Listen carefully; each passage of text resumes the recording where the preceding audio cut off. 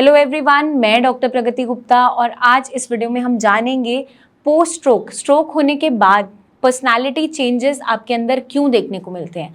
अब हम जब बात करते हैं स्ट्रोक के बाद, जब भी किसी को अचानक से लकवा हुआ तो पेशेंट उस चीज़ को एकदम से एब्जॉर्ब नहीं कर पाता कि मुझे अचानक से क्या हो गया।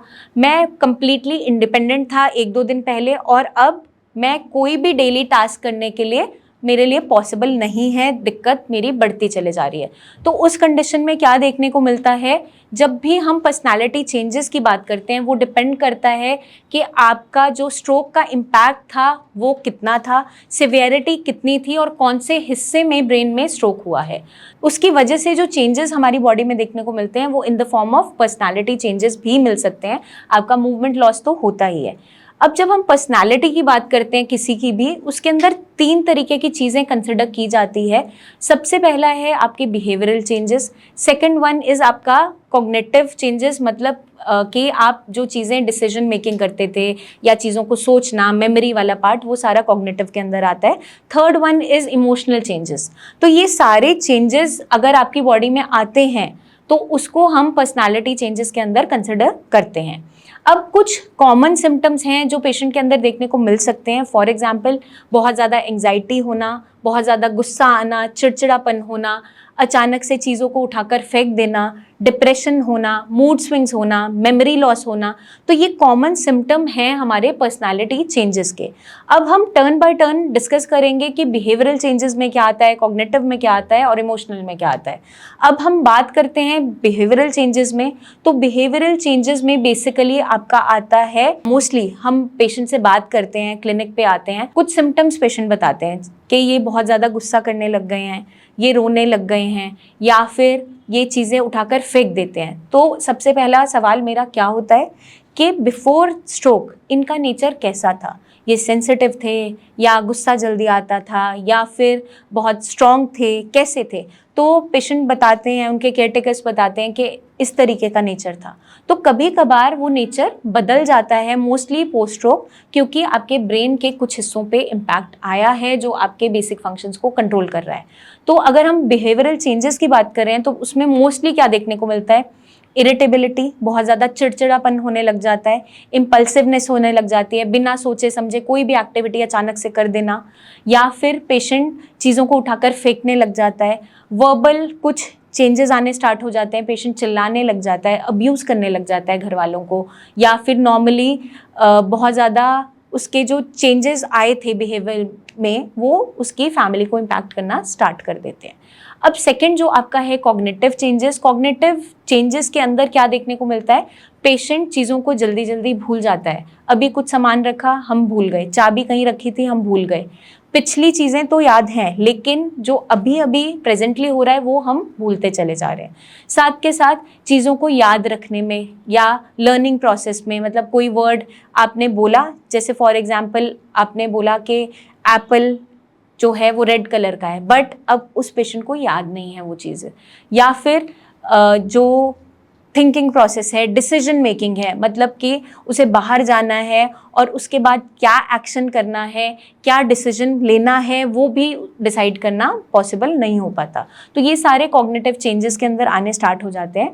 मोस्टली अगर राइट साइड स्ट्रोक होता है और फ्रंटल लोब इफेक्टेड होता है तो उस कंडीशन में ये सारे चेंजेस आने स्टार्ट होते हैं। तो जो मेमोरी चेंजेस हैं वो भी देखने को मिल जाते हैं। शॉर्ट टर्म मेमोरी लॉस होना स्टार्ट हो जाता है, अभी चीज़ रखी है और हम भूल गए।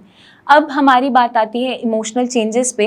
इमोशनल चेंजेस में क्या होता है, पेशेंट बहुत ज़्यादा सेंसिटिव हो जाता है। कुछ छोटी सी बात आपने बोल दी, रोना शुरू कर देगा या चुपचाप एकदम बैठ जाएगा, या फिर किसी से भी वो बात करना पसंद नहीं करेगा, एक कोने में जाकर बैठ जाएगा।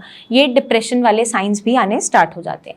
तो ये सारे के सारे जो सिम्टम्स हैं ये पर्सनालिटी चेंजेस के अंदर हम काउंट करते हैं और ये बहुत कॉमन है आफ्टर स्ट्रोक। कुछ भी अलग से नया नहीं है जो आपके पेशेंट में ही देखने को मिल रहा है या आप में ही देखने को मिल रहा है पोस्ट स्ट्रोक।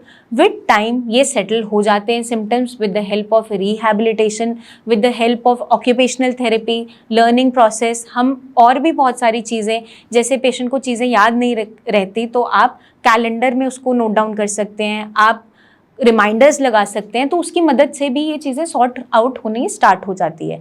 साथ के साथ आप अपने पेशेंट को एनकरेज कर सकते हैं, एक पॉजिटिव थिंकिंग की तरफ उन्हें लेकर जा सकते हैं, उनको हॉबीज़ में एंगेज कर सकते हैं, क्योंकि इन सारी बीमारियों का, इन सारी परेशानियों का सल्यूशन क्या है? पेशेंट का पॉजिटिव रहना। अगर पेशेंट पॉजिटिव रहेगा, आप उसे बार बार एनकरेज करते रहेंगे, तो इन सारी चीज़ों से वो बाहर जल्दी आ जाता है। अदरवाइज अगर वो इस ट्रैप में फंस गया और इन्हीं बातों को बार बार सोचकर वो डिप्रेस होता गया, तो पेशेंट डिप्रेशन में लैंड अप कर जाता है। फिर वहाँ पर हम जितनी मर्जी उसे दवाइयाँ दे दें, पेशेंट उस चीज़ से बाहर आसानी से नहीं आ पाता। तो उस कंडीशन तक हम पहुँचे ही ना, उससे पहले ही हमें रिहैब स्टार्ट करनी है, अपनी थेरेपी स्टार्ट करनी है, एक्सरसाइजेज स्टार्ट करनी है, हॉबीज़ में एंगेज करना स्टार्ट करना है, उन्हें एनकरेज करना बहुत इंपॉर्टेंट है।